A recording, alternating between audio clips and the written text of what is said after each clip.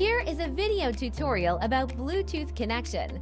Before connecting, there are some points you need to be aware of.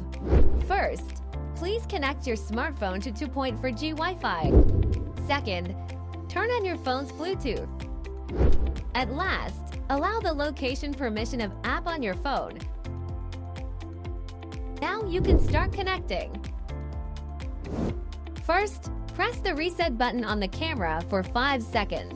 You can see the indicator light flashing blue quickly after resetting.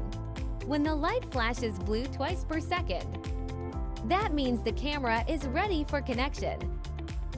Now you can start connecting it to your smartphone.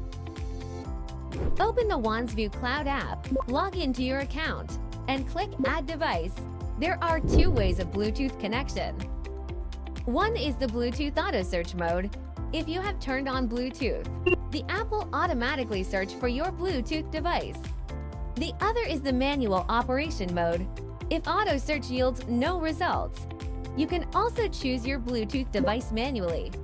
After choosing your device, choose Wi-Fi connection by Bluetooth and wait for Bluetooth to search for the camera.